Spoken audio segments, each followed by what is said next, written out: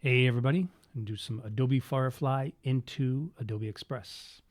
So here you can see I'm at the firefly.adobe.com page where it starts off in the home section where you can directly place your prompt and hit generate here.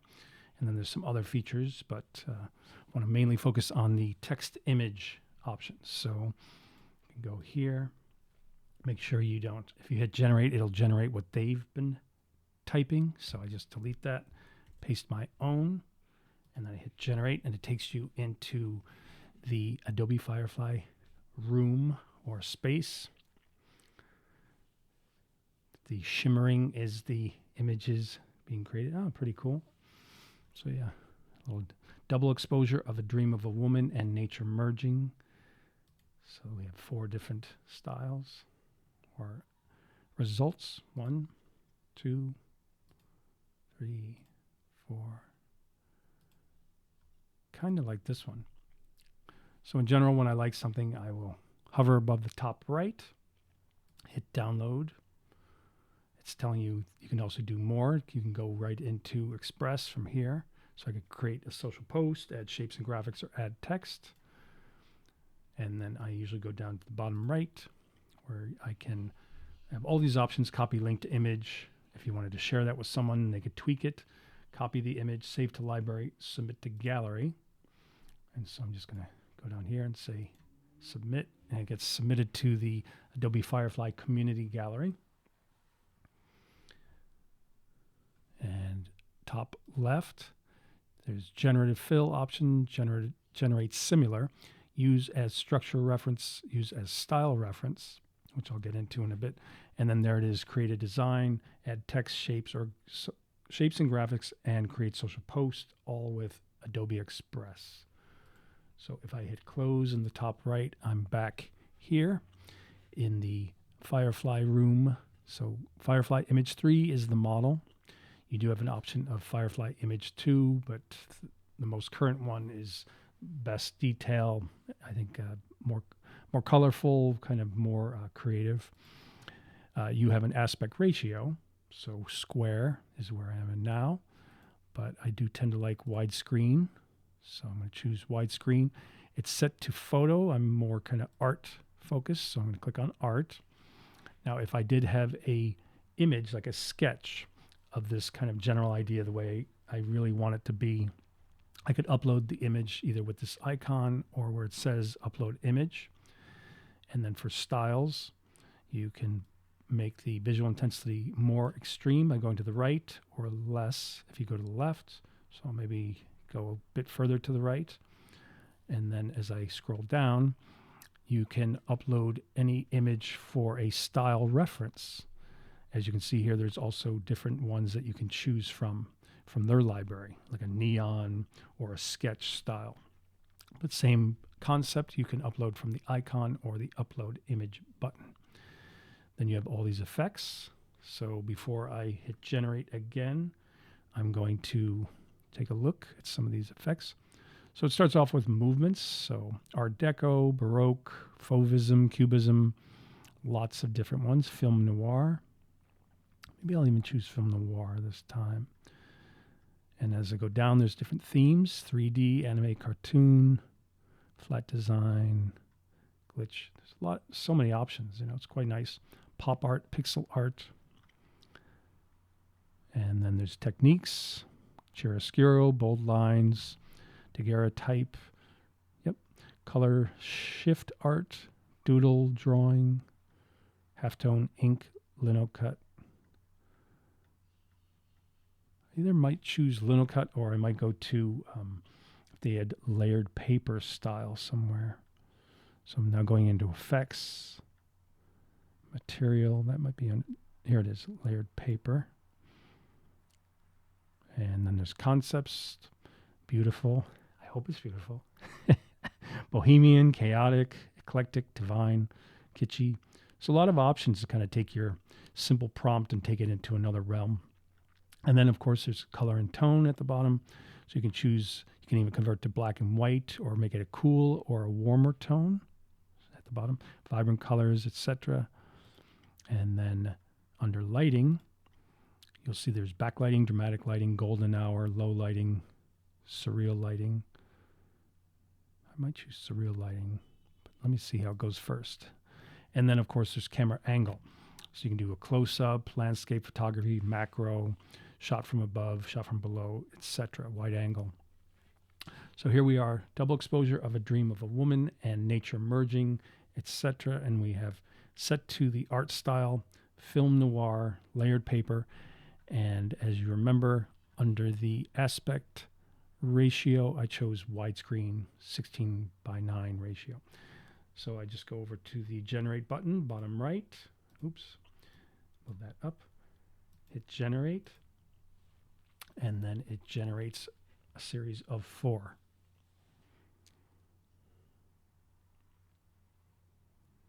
Really should have a floating butterfly or a firefly. So this is pretty nice. I thought it was going to be color, though. I guess because of film noir, it took the color away.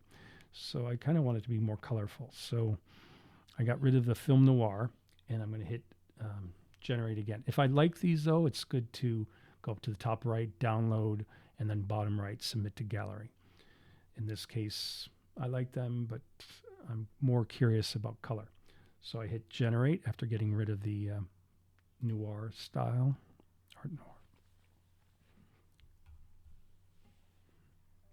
Here it goes. Yeah, a little bit more color. So in this case, if it's a bit stubborn with color, you could just go back and either type in your prompt, colorful, or under the options here, I believe there's even like a vibrant color. You know, there's either those options, or when you go down to color and tone, you can just click and choose vibrant colors. So there it is as an option. And then I just hit generate, and it's going to create a new grouping of 4.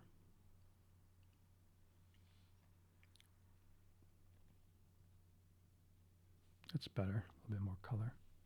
And then when you click on it, of course, you get the larger preview. Let me just move my portrait down. That's fun. I like that one. So I can hit download. And then as I hover at the bottom, I can do the submit to gallery.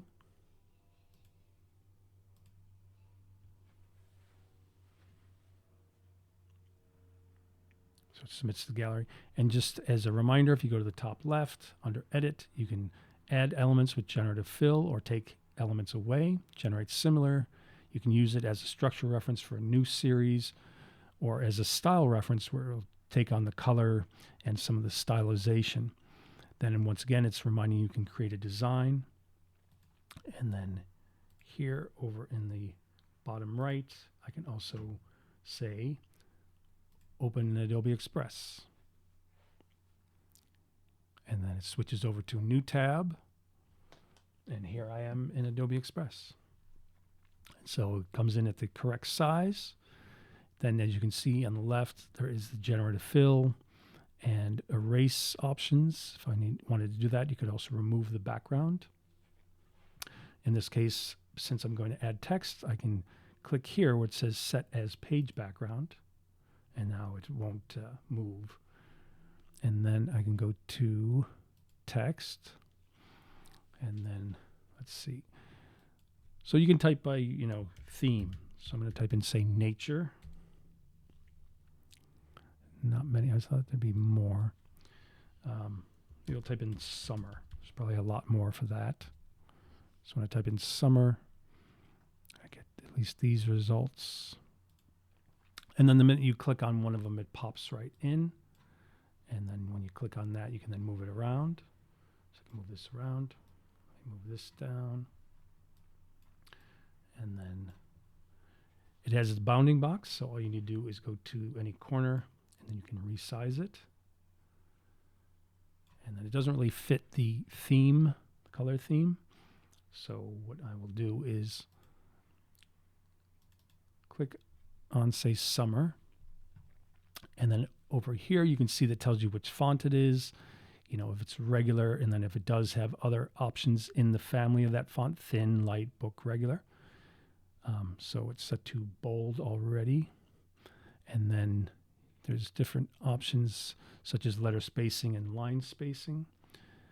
Let's see. Maybe I'll type in.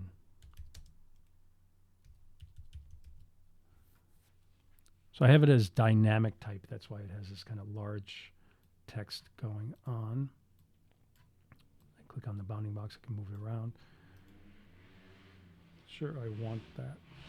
Yeah, so I didn't want the bottom aspects. So what I did is I clicked on that aspect and just hit delete. And then once again, I like the little phrase, but not the color. So as I go over here, see there's fill, and then there's this recommended palette, but I can just easily go to custom, and there's this kind of graph of the different colors. So in this case, I might choose any of those colors, but you can also see there's an eyedropper. So the eyedropper, I just select that, and then I can click here, and it takes on that exact color, even though I want it to be a bit brighter, so I'll move it to the right. And then when I click off, you can see, still want it to be a little bit of a brighter orange. So I can move this around. Yeah. There's summer. And then, let's see, is here. Maybe instead of like a pink color, maybe I'll make that a green. And then I can just move this down for darker green.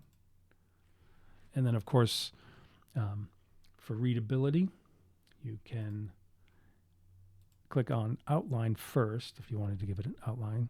So give it a dark outline that's a little bold.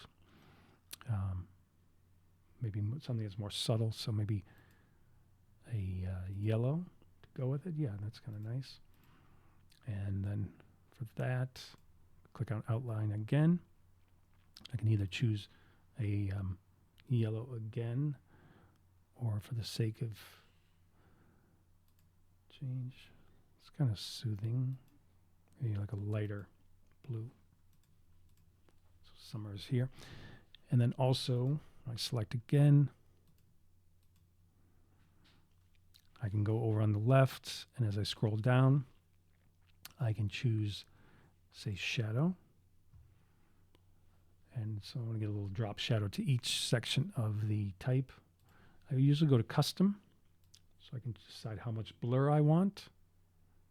Here it's very sharp, at 0, of course. And then the further I go to the right, the more blurry it gets, and even becomes kind of just expanded out. So in this case, maybe like a 12, probably, yeah, 12. But the color is a little strong, so I don't want it to be too different from the design, so I might choose like this blue behind. Yep. And then the angle, I tend to use the 125 for kind of like a drop shadow type of angle. And then for distance, like as I pull that in, it's closer to the text and not kind of offset. So bringing it back. Okay, good. And then when I click on this section of the text, same idea. I can scroll down on the left, go to animation. Well, no, I'm jumping ahead of myself here. Go to shadow, and then same idea. Pops up with the shadow. You hit custom. I can change the amount of blur. I can change the angle. Once again, 125. And then for distance, maybe a little tighter. And then for color, I might want to make it a little similar but different. Start off with blue. Maybe a darker blue. Yep. And then after I change the color, I can see a bit better how much it's standing out. And that way I can then pull down, say, the distance to make it a little bit tighter. Yep. Nice. So it is here. And then from there, as it's suggesting here, animation. So I can click on animation, and I could say, maybe I want it to come in from maybe drift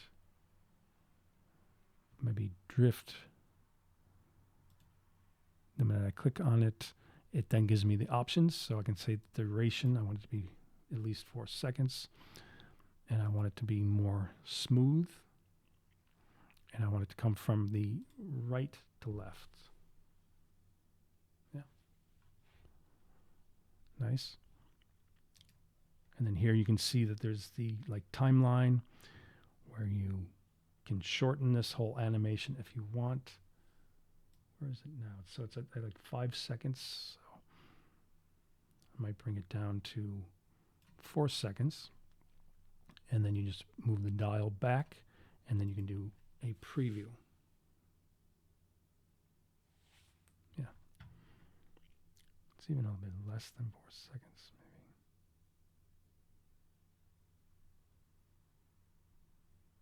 maybe. Keep it at 4. But yeah, so bring this back. Just hit the preview. Has a nice feel.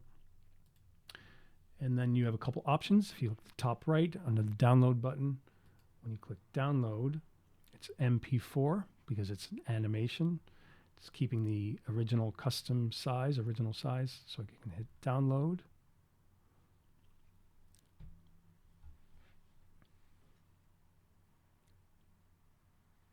It's gathering data. Don't get stuck here now that I'm... So it jumps 54, 20 to 54, then it should go like 72, 73, then 100, hopefully. 72, 89, almost there. Pretty fast. It's downloading like the MP4. And I didn't give it a title, so that's one thing to remember. So it just says untitled MP4. If I go up to the top left, I can just say summer, not Samir, summer is here. Hit return.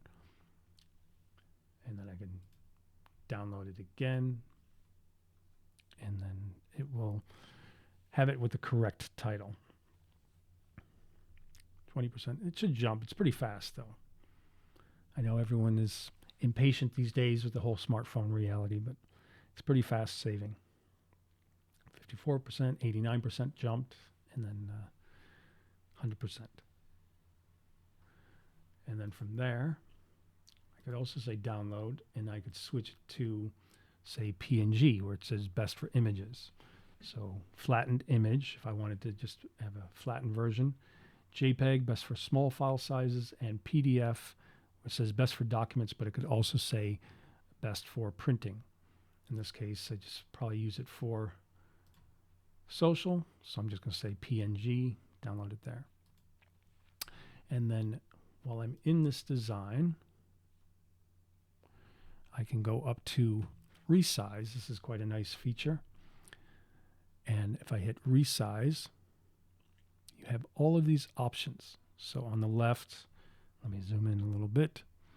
So as you can see, there's recommended sizes, Instagram square post, flyer, story, TikTok video. And as you scroll down, other social media popular sizes. Quite nice. And so the minute you check on any of those, I have Instagram square. And since this is horizontally focused, maybe I will choose something that's more appropriate to that. YouTube thumbnail. And then just for the sake of demonstration, I find something that's kind of a different size. There's a lot of 1080 sizes. Facebook profile cover. Oh, just for the sake, I'll do that.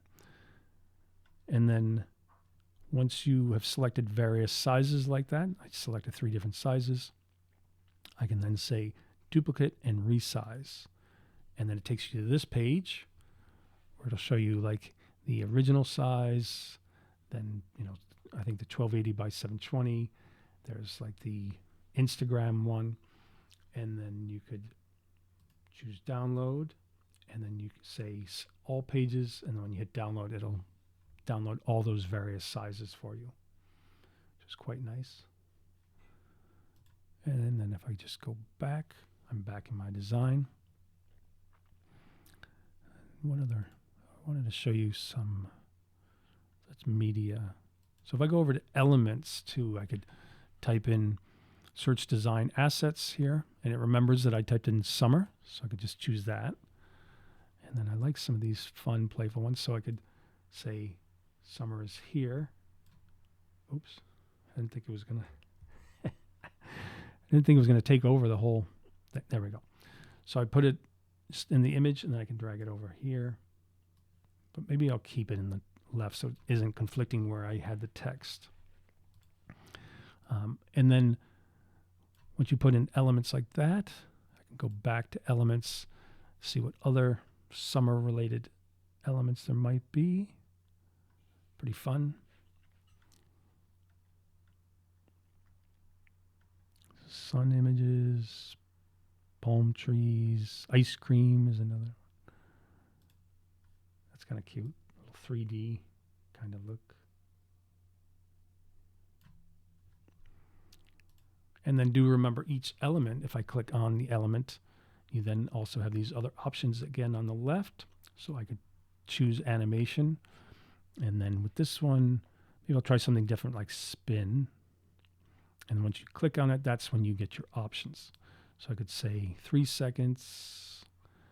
I could make it smooth. And then it's going from left to right, which is appropriate for this. But you can change the direction too. I don't want to make you dizzy, so so just do that. That's kind of nice. Sun rising. Bungee is more like it bounces down. Drift left to right. Drop, like it sounds. Drops. Slide. I kind of like that. So let's see if it does both animations. Yep. Not sure if the ice cream fits, but I still kind of like it as a creative thing. So it remembers that I created 4 pages. See, it says page 1 of 4. So now it defaults to selected page when I want to download. And so I'm just going to hit download and download that MP4 of that. And of course, once again, you have the option of also saving it as a PNG or JPEG flattened file if you want, which I'll probably do right after this. All right, so summer is here 1. So it remembers the last one was just called summer is here, and it doesn't want to override it, so it adds a number after. And so I can just go back, hit download, and choose PNG. And it's reminding you that, you know, the animation, you're going to lose that once you flatten the image as a PNG or JPEG, which is fine. Great.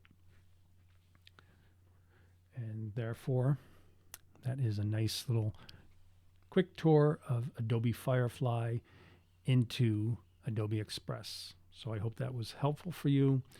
Love both programs, have a lot of fun with both of them. And it's, as you can see, it's very easy to go from Adobe Firefly into Adobe Express.